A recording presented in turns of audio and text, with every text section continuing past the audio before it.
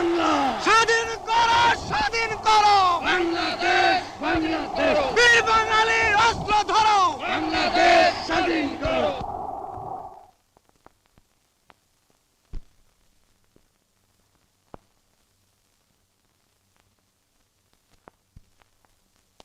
স্বাধীন বাংলার জাতির পিতা, স্বাধীন বাংলার জাতির পিতা মুজিবের পথ ধরো।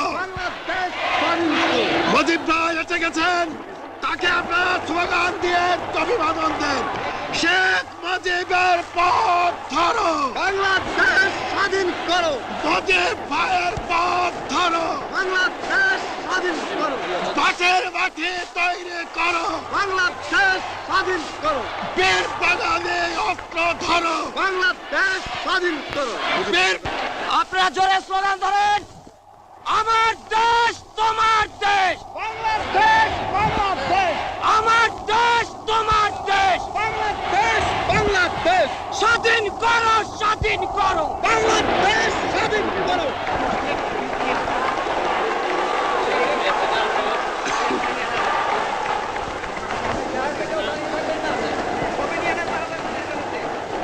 ভাইরা আমার, আজ দুঃখ ভারাক্রান্ত মন নিয়ে আপনাদের সামনে হাজির হয়েছি। আপনারা সবই জানেন এবং বোঝেন আমরা আমাদের জীবন দিয়ে চেষ্টা করেছি, কিন্তু দুঃখের বিষয় আজ ঢাকা, চট্টগ্রাম, খুলনা, রাজশাহী, রংপুরে আমার ভাইয়ের রক্তে রাজপথ রঞ্জিত হয়েছে। আজ বাংলার মানুষ মুক্তি চায়, বাংলার মানুষ বাঁচতে চায়, বাংলার মানুষ তারা আজ তার অধিকার চায়।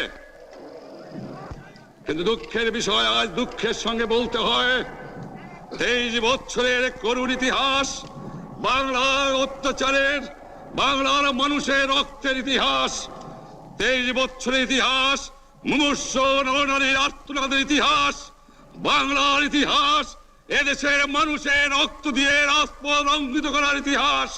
1952 সালে রক্ত দিয়েছি, 1954 সালে নির্বাচনে জয়লাভ করেও আমরা গদিতে বসতে পারি নাই। 1958 সালে আইয়ুব খান মার্শাল ল জারি করে 10 বছর পর্যন্ত আমাদের গোলাম করে রেখেছে।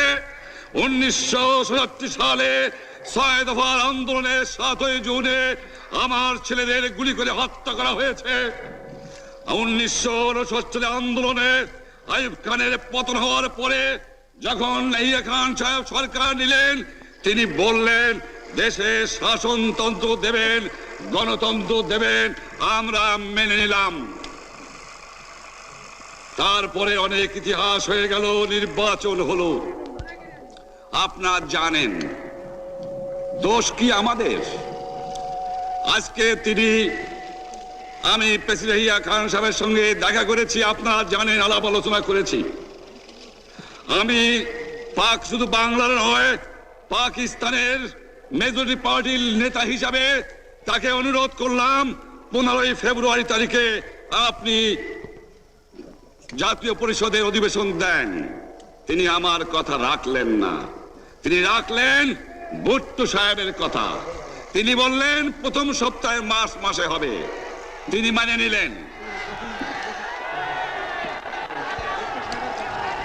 আমরা বললাম ঠিক আছে, আমরা অ্যাসেম্বলিতে বসবো, আমরা আলোচনা করব। আমি বললাম বক্তৃতার মধ্যে, অ্যাসেম্বলির মধ্যে আলোচনা করব। এমনকি আমি এ পর্যন্ত বললাম যদি কেউ ন্যায্য কথা বলে, আমরা সংখ্যায় বেশি হলেও একজন যদিও সে হয়, তার ন্যায্য কথা আমরা মেনে নেব। আসুন বসি, আমরা আলাপ করে শাসনতন্ত্র তৈরি করি। তিনি বললেন পশ্চিম পাকিস্তানের মেম্বাররা যদি এখানে আসে তাহলে কসাইখানা হবে অ্যাসেম্বলি। যদি কেউ অ্যাসেম্বলিতে আসে তাহলে পেশোয়ার থেকে করাচি পর্যন্ত দোকান জোর করে বন্ধ করা হবে, তারপরেও যদি কেউ আসে তাকে সন্ন্যাসার করা হবে। আমি বললাম অ্যাসেম্বলি চলবে। তারপরে হঠাৎ 1 তারিখে অ্যাসেম্বলি বন্ধ করে দেওয়া হলো। কি পেলাম আমরা? যে আমার পয়সা দিয়ে অস্ত্র কিনেছি বহিঃশত্রু আক্রমণ থেকে দেশকে রক্ষা করার জন্য, আজ সেই অস্ত্র ব্যবহার হচ্ছে আমার দেশের গরিব দুঃখী নিরস্ত মানুষের বিরুদ্ধে। তার বুকের উপরে হচ্ছে গুলি। আমরা পাকিস্তানের সংখ্যাগুরু, আমরা বাঙালিরা যখনই ক্ষমতায় যাওয়ার চেষ্টা করেছি, যখনই এদেশের মালিক হবার চেষ্টা করেছি, তখনই তারা আমাদের উপর ঝাঁপিয়ে পড়েছেন। তারা আমাদের ভাই। আমি বলেছি তাদের কাছে এই কথা যে আপনারা কেন আপনার ভাইয়ের বুকে গুলি মারবেন? আপনাদের রাখা হয়েছে যদি বহিঃশত্রু আক্রমণ করে তার থেকে দেশকে রক্ষা করার জন্য। তারপরে উনি বললেন যে আমার নামে বলেছেন, আমি নাকি বলে স্বীকার করেছি যে 10 তারিখে রাউন্ড টেবল কনফারেন্স হবে। আমি উনাকে একথা বলে দেবার চাই, আমি তাকে তা বলি নাই। টেলিফোনে আমার সঙ্গে তার কথা হয়। তাকে আমি বলেছিলাম, জনাব ইয়াহিয়া খান সাহেব, আপনি পাকিস্তানের প্রেসিডেন্ট, দেখে যান, ঢাকায় আসেন কিভাবে আমার গরিবের উপরে, আমার বাংলার মানুষের বুকের উপরে গুলি করা হয়েছে, কি করে আমার মায়ের কোল খালি করা হয়েছে, কি করে মানুষকে হত্যা করা হয়েছে। আপনি আসুন, দেখুন, বিচার করুন, তারপরে আপনি ঠিক করুন। আমি এই কথা বলেছিলাম। হঠাৎ আমার সঙ্গে পরামর্শ না করে বা আমাদের সঙ্গে আলোচনা না করে 5 ঘন্টা গোপনে বৈঠক করে যে বক্তৃতা তিনি করেছেন এবং যে বক্তৃতা করে অ্যাসেম্বলি করেছেন, সমস্ত দোষ তিনি আমার উপরে দিয়েছেন, বাংলার মানুষের উপরে দিয়েছেন।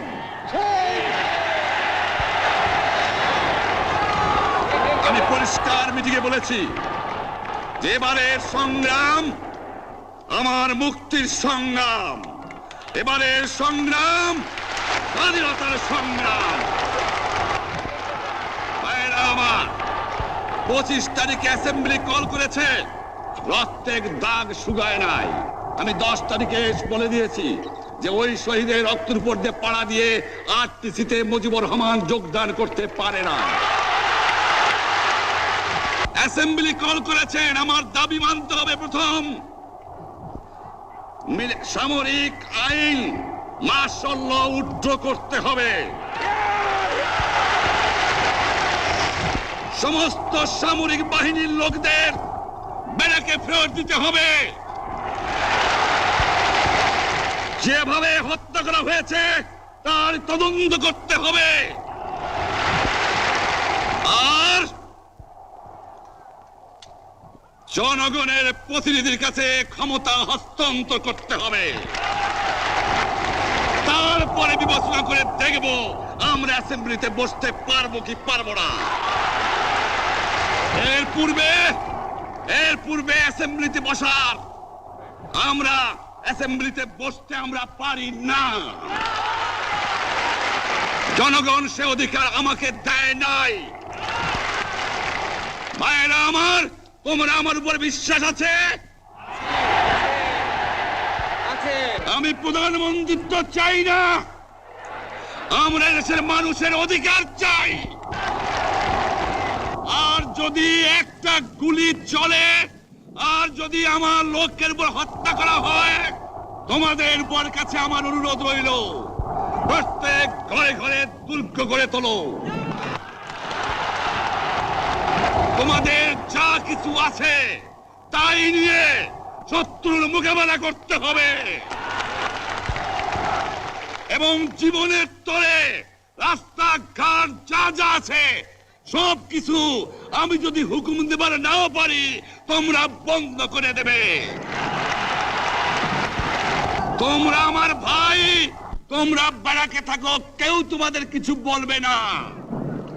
কিন্তু আর আমার বুকের উপর গুলি চালাবার চেষ্টা করো না, ভালো হবে না। 7 কোটি মানুষকে চাপায় রাখতে পারবো না।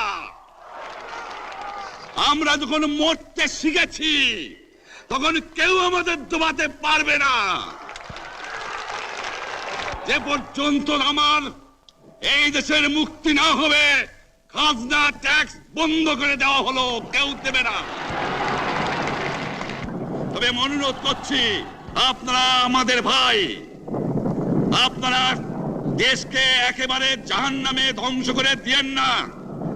জীবনে আর কোনোদিন আপনাদের মুখ দেখা দেখি হবে না। যদিও আমরা শান্তিপূর্ণভাবে আমাদের ফয়সালা করতে পারি, তাহলে অন্তপক্ষে ভাই ভাই হিসেবে বাস করার সম্ভাবনা আছে। সেই জন্য আপনাদের অনুরোধ করছি, আমার এই দেশে আপনারা মিলিটারি শাসন চালাবার চেষ্টা আর করবেন না। দ্বিতীয় কথা, প্রত্যেক গ্রামে, প্রত্যেক মহল্লায়, প্রত্যেক ইউনিয়নে, প্রত্যেক সাব ডিভিশনে আওয়ামী লীগের নেতৃত্বে সংগ্রাম পরিষদ গড়ে তোলো এবং তোমাদের যা কিছু আছে তাই নিয়ে প্রস্তুত থাকো। মনে রাখবা, রক্ত যখন দিয়েছি, রক্ত আরো দেব। এদেশের মানুষকে মুক্ত করে ছাড়বো ইনশাআল্লাহ। এবারে সংগ্রাম আমাদের মুক্তির সংগ্রাম, এবারে সংগ্রাম স্বাধীনতার সংগ্রাম। আপনারা আমার উপরে বিশ্বাস নিশ্চয়ই রাখেন। জীবনে আমার রক্তের বিনিময়েও আপনাদের সঙ্গে বেঈমানি করি নাই। প্রধানমন্ত্রিত্ব দিয়ে আমাকে নিতে পারে নাই, ফাঁসি কাস্টে আসামি দিয়ে আমাকে নিতে পারে নাই। যে রক্ত দিয়ে আপনারা আমাকে একদিন জেলের থেকে বার করে নিয়ে এসেছিলেন, এই রেসকোর্স ময়দানে আমি বলেছিলাম আমার রক্ত দিয়ে আমি রক্তের ঋণ শোধ করবো, মনে আছে?